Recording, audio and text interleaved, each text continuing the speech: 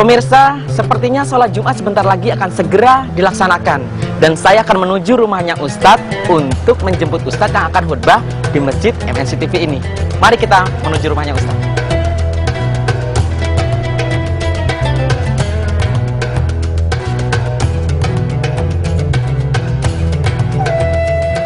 Saya menuju rumahnya Pak Kiai. Sebentar lagi kita akan nyampe Pak Kiai. Tunggu sebentar Pak Kiai ya. Baik, kami dari Masjid. Iya, oke. Terima kasih Pak Kiai.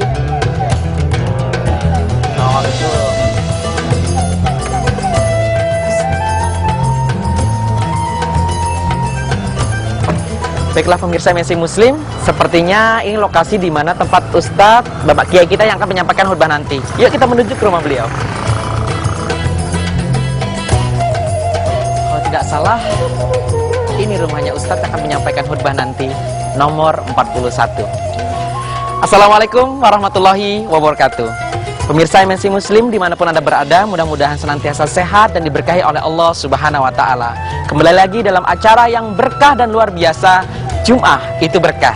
Dalam hal ini, tema kali ini sangat menarik sekali, yaitu membangun kesadaran untuk beramal soleh, yang insya Allah akan disampaikan oleh Bapak Kiai Haji Kirman Wibowo. Mari kita temui beliau. Assalamualaikum. Waalaikumsalam warahmatullahi wabarakatuh. Pak Ustadz Kiai Haji Kirman Wibowo. Betul. Yang nanti menyampaikan khutbah di Masjid An-Nida MNC TV. Insya Allah. Alhamdulillahirabbil alamin. Oke, silakan. Ya, terima kasih Bapak. Silakan. Alhamdulillahirabbil alamin. Pemirsa MNC Muslim, sebelum kita tanya-tanya lebih jauh kepada beliau, mari kita lihat profil beliau berikut ini. Nama saya Kirman Wibowo, lahir tanggal 3 Juni 1950 di Demak. Saya meneruskan pendidikan dan akhirnya diberi oleh Allah anugerah berkecimpung di Angkatan Laut masuk tahun 78 dan alhamdulillah selesai dengan selamat karena memperoleh bintang jasa Jala Ria itu pada tahun 2006 kemarin. Alhamdulillah selesai. Anak saya 4. Kemudian kegiatan setelah purna tugas ini adalah di samping saya melayani umat keluar maupun ke dalam, artinya itu keluar daerah, saya harus memperhatikan lingkungan. Khusus untuk lingkungan saya sendiri, saya kasih 2 hari dalam tempo 1 minggu supaya tidak hebat di luar tapi tidak benar di lingkungannya, yaitu Rabu malam Kamis saya adakan pengajian sudah berjalan 25 tahun di Musola Darussalam, mulai dari Fiqhus Sunnah, Kifayatul Akhyar sampai Sahih Muslim, khatam semuanya. Kemudian kalau hari Ahad, hari Minggu itu saya diamanati oleh mantan KSAL Bapak Muhammad Arifin untuk megang yayasan yang kemudian disempurnakan oleh masyarakat sekitar. Saya beri nama Al-Arif, itu untuk pendidikan dan sekaligus untuk kegiatan sosial. Yang pendidikan meliputi baru TPA, TKA dan playgroup. Muridnya masa 3 tahun ini sudah alhamdulillah 360-an orang murid. Dan kemudian kegiatan sosial ya termasuk santunan yatim piatu, duafa dan lain sebagainya. Dan setelah itu ya kiprah melayani umat. Itu tentang diri saya. Terima kasih.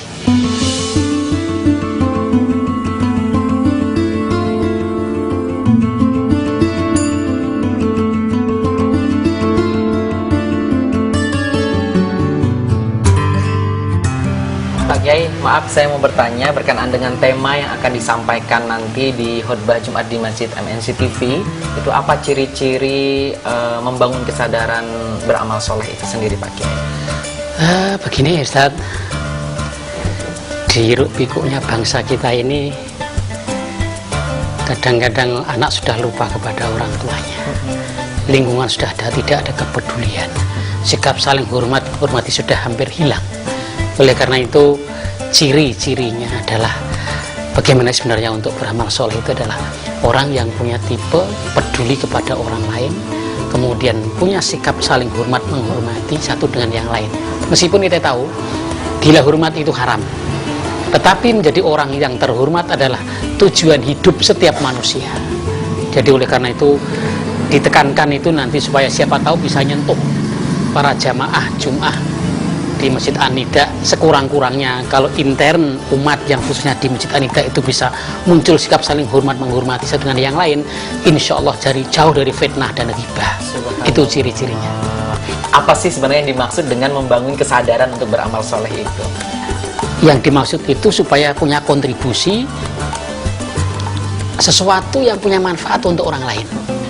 Mungkin ya kita tidak boleh melupakan para sesepuh kita, para waliullah yang sudah begitu karomahnya tinggi, Biasa. sampai wafat 600 tahun pun kuburannya saja masih bisa beri manfaat bagi yang hidup. Lah ini kita tidak perlu pas niru beliau, tidak mungkin. Kita ukur sesuai kemampuan yang ada, sekurang-kurangnya mendekati aja lumayan. Jadi itu supaya punya manfaat satu dengan yang lain itu. Dan yang ketiga, bagaimana kiat-kiat agar kita bisa melakukan amal soleh dengan ikhlas karena Allah Subhanahu wa Ta'ala. Cara yang paling bagus sekurang-kurangnya, yang pertama, kita menyadari bahwa hakikat yang kita perbuat itu baik maupun jelek akan kembali pada diri kita. Mungkin Ustadz lebih tahu Fussilat 46, surat Fussilat 46. Man amila sholiha fali nafsih wa man asa'a fa'alaiha wa ma rabbuka bidzalamin abid. Itu dengan menyadari bahwa kebaikan itu akan kembali. Kejelekan akan ngantem kita. Otomatis insya Allah sekurang-kurangnya akan menyentuh kita untuk berbuat baik. Alhamdulillah Pak Kiai, sepertinya sebentar lagi sholat Jumat akan segera kita laksanakan. Ya. Saya menjemput Pak Kiai, saya tunggu di mobil Pak Kiai. Baik, Ya. terima Pak Kiai, kasih saya sekali. siap-siap. Ya, baik, terima kasih Pak Kiai. Moga. Sampai saya menuju.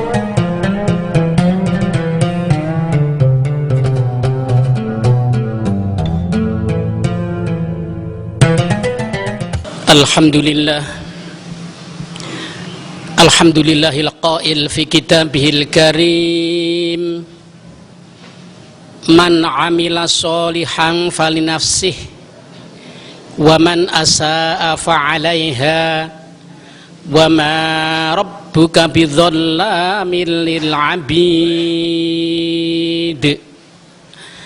Asyhadu an la ilaha illallah wa asyhadu anna Muhammadan 'abduhu wa rasuluh.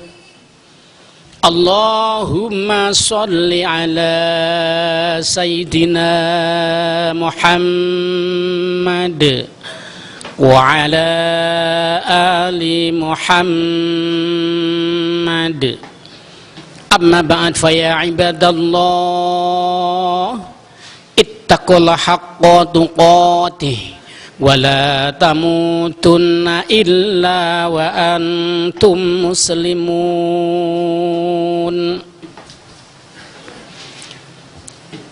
Hadirin jamaah Jumat rahimakumullah, di hari yang mulia dan di tempat yang kita sucikan ini, mari kita masing-masing meningkatkan rasa takarrub kita kepada Allah Subhanahu wa Ta'ala secara aplikasi di dalam kehidupan sehari-hari. Salah satu perwujudan upaya takarrub kita di tengah hiruk pikuknya bangsa kita dalam menemukan bentuk bangsa yang baik, masih ada yang saling mitnah, saling jatuhkan satu dengan yang lain, bahkan perang antar desa, antar suku terjadi. Maka mari kita menggali kiat-kiat apa yang sanggup membangun untuk diri kita masing-masing untuk beramal soleh. Yang pertama, jamaah Jum'ah, mari kita sadari bahwa hakikat yang kita perbuat itu akan kembali pada diri kita. Allah mengatakan bismillahirrahmanirrahim, man amila sholiha falinafsih. Barang siapa beramal soleh, hakikat amal solehnya itu fali nafsih akan kembali pada dirinya. Waman asa'a fa'alaiha, dan siapa yang jahat terhadap sesamanya, hakikat kejahatannya itu fa'alaiha akan ngantem dirinya. Wama rabbuka, dan bukannya Tuhan Muhammad bidzallamin, zat yang zalim lil abidi, kepada hambanya. Tegas, paten bahwa apa yang kita perbuat akan kita tarik hasilnya. Kalau kebaikan akan kembali pada diri kita, kejelekan pun akan ngantem diri kita kalau tidak kita ikuti tobat pada Allah Subhanahu wa taala. Hadirin jamaah Jumat rahimakumullah, itu yang nakli. Jamaah Jumat, kita niat baik, baru niat sudah ada nilai kebaikan dari Allah Subhanahu wa taala 1. Sedangkan niat untuk jahat, sebelum bergerak untuk berbuat jahat dan berbuat jahat, Allah belum menulisnya suatu kejahatan dan belum kena dosa. Nalar bisa milih lebih baik niat berbuat baik meskipun belum ada kesempatan untuk mengerjakan kebaikan. Yang pertama. Yang kedua, kalau niat baik itu nyata-nyata diwujudkan dalam bentuk keseharian, maka bisa saja Allah memberikan satu janji yang hebat, akan dilipat gandakan itu 10 kali kebaikan. Bismillahirrahmanirrahim. Al-An'am 160.